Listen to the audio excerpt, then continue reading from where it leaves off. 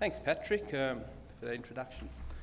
There's many angles to sustainability, as we know. So we can talk about the biological sustainability of stocks, the sustainability of ecosystems in which these stocks exist, the economic sustainability of fisheries, and the social sustainability of the many communities that depend on fisheries for their livelihoods. Today's talk is more on biological sustainability of stocks and the good work that goes on around the jurisdictions of Australia, Commonwealth, State and Territory on reporting on the sustainability of stocks in the various status stock reports which they produce. The status of Australian stock reports has been going on for a long time, and today what I'd like to really focus on is some additional work that's going on right now with the jurisdictions to produce the first report on the status of key Australian fish stocks, a milestone in fishery stock status reporting in Australia. These reports are going to be complementary to the existing reporting that's going on at present, but it marks a collaborative effort amongst the jurisdictions. The work has been funded by the FRDC and in-kind contributions from all the jurisdictions and ABARES. We've arrived at what the reports will look like and the structure of the project through a long process, through an advisory group and through input from both the FRDC and the Australian Fisheries Management Forum, which supports this project. So all fishing jurisdictions in Australia have been represented in the work, and ABARES is to lead the project and responsible for the final reports. But being a collaborative effort, of course, the success of the whole project will be highly dependent on the work of the jurisdictions in assessing the stocks that they have responsibilities for. Before outlining the work further, I'd just like to share some trends that have been affecting seafood demand in Australia in recent years. These trends that I'll talk about are the growing consumption of seafood, the change in the consumption mix towards more value-added products, and a change in consumer preferences towards more sustainable food choices. Seafood consumption is increasing on a per-person basis and in absolute terms in Australia. And looking at the statistics, it's actually growing faster than most developed countries and surpassed the average developed countries' average as well. It's sitting at around 25 kilograms per person. The reasons for this growth are threefold. There's been a change in demographic trends for the last 40 to 50 years with different waves of migration, bring it to Australia, different food habits, and changing slowly the national diet towards including more seafood in the mix. It's also an ageing population. As we know, there's a lot of advertising towards older Australians in terms of how seafood can benefit good health in the later years. In addition, seafood has become more competitive, and I'm thinking here in particular of sheep meat and beef.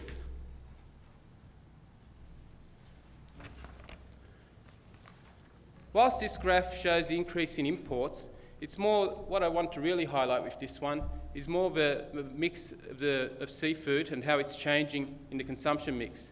There's more and more prepared and preserved product and more value-added products that are seen at the supermarket shelf when it comes to seafood.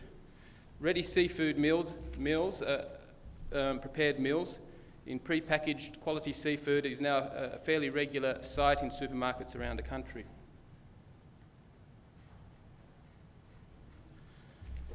So the last trend that I wanted to speak about was a trend towards consumers seeking more and more sustainable food choices. Consumers in general are becoming more and more environmentally aware, and reasons for this are manifold. People have access to the web, of course, but there's also a lot of international reporting that's going on. For example, the United Nations Food and Agriculture Organization puts out a regular report, the State of the Fisheries report, which reports on the status of fisheries around the world. Seafood retailers and industry are responding to this increased awareness through multiple labelling initiatives and through supporting seafood chooser guides. There's also been much media reporting around this fact, and it's been picked up on, as you can see here.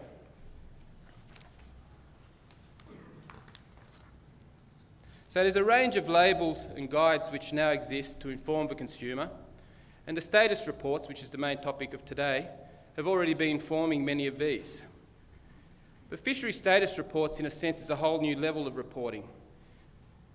It's based on objective scientific assessment and also usually done at a finer scale of assessment, because instead of focusing on species, it generally focuses on single stocks within species.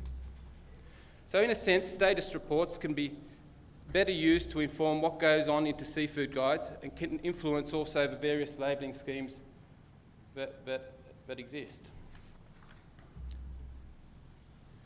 So as I said, status reports have been going on for a while in the Commonwealth one since at least the early 1990s. They contain a wealth of information and directly inform on sustainability, and in many cases also on other aspects of sustainability that I alluded to at the start of my talk, like economic sustainability and other management objectives. The reasons for producing these reports are multifold.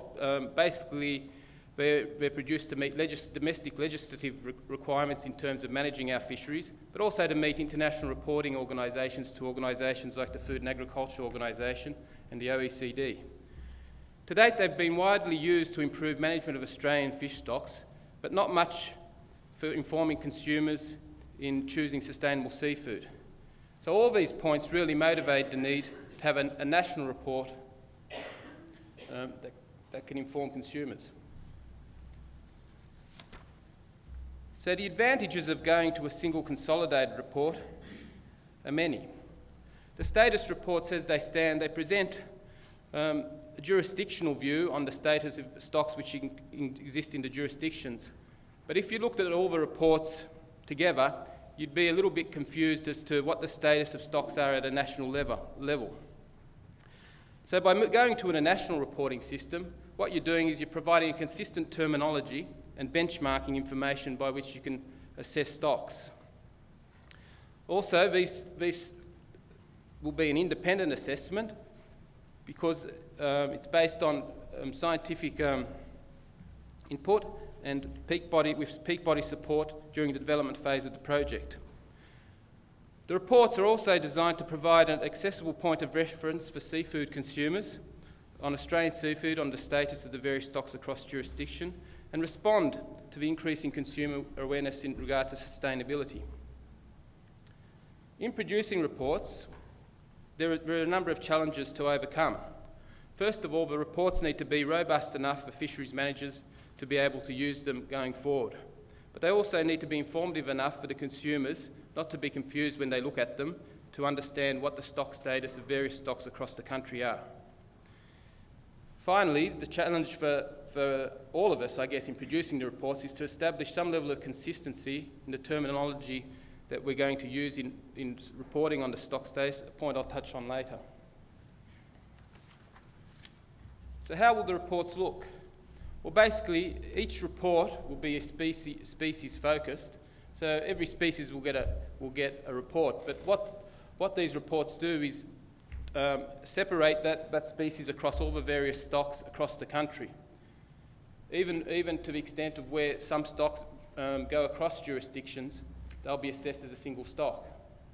So there'll be some stock status information for each of the various stocks produced in each of the reports, and a picture of the fish that we're talking about.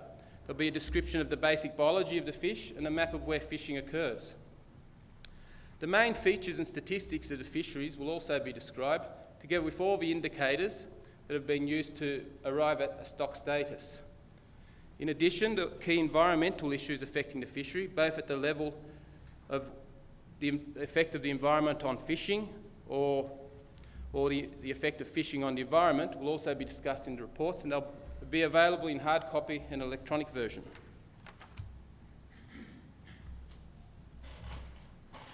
So the key output of the report, which is the stock status of each of the individual stocks, the actual reporting framework and what this means has been arrived at through a long process of multi-jurisdictional assessment through the advisory group, and this is what we've come up with.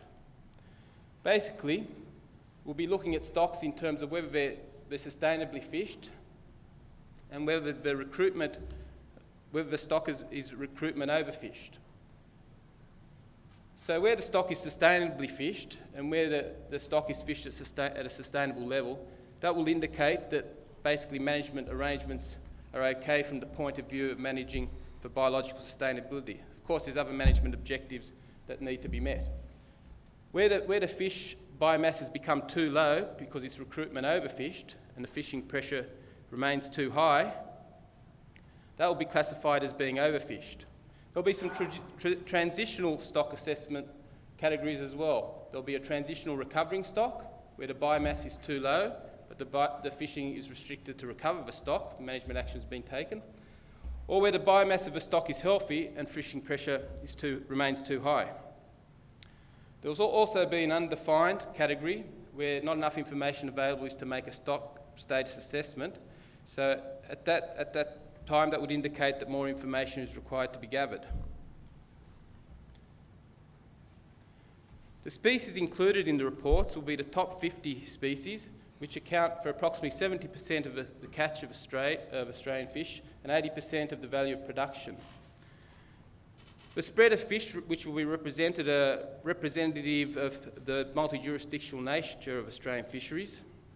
And they also cover a diversity of species and product types.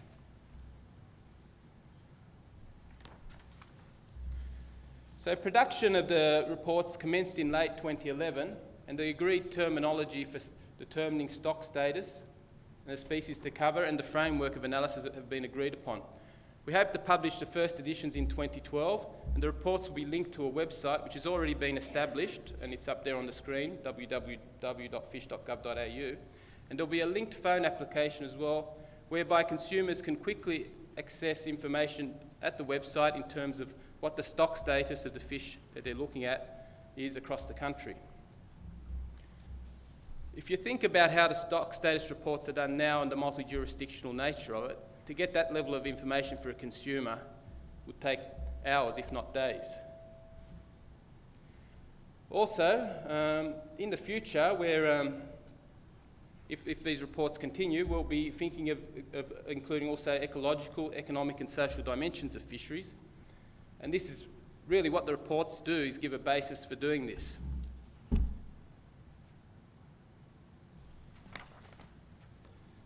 So to sum up, status reporting is set to continue in Australia, as it has done for many years, and the jurisdictional nature of Australian fisheries makes it more and more important to have a national level picture of what status is doing, based on a consistent terminology and a consistent framework of analysis.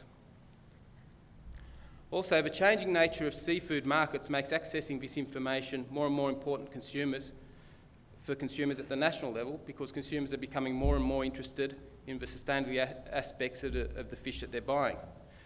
At the same time, having a national report of this nature will encourage consistency in reporting across jurisdictions going forward. And finally, it provides a solid platform to examine the other angles of sustainability that I talked about earlier. Thank you.